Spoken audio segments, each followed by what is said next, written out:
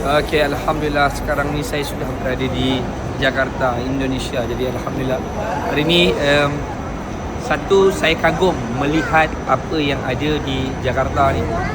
Saya kagum melihat penduduknya, saya kagum melihat segala pengurusan yang berada di Airport International Jakarta ni.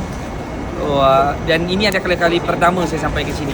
Tapi apapun, saya hadir ke sini tujuan dan matlamat saya semata-mata adalah untuk sama-sama mempromosi baku hantam Excellent Fight yang akan berlaku di Pulau Aisyah.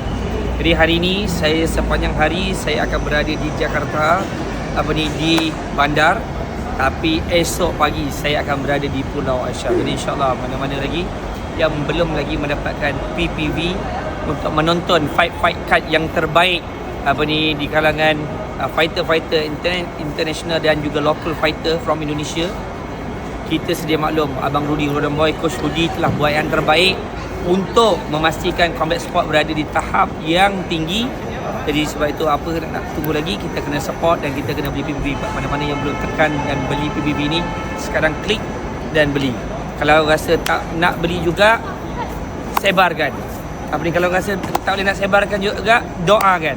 Yang pastinya anda buat yang terbaik untuk memastikan event ini terus berkembang. Jadi thank you so much kepada Baku Hantam, bring us to the Jakarta. InsyaAllah jumpa esok. Assalamualaikum.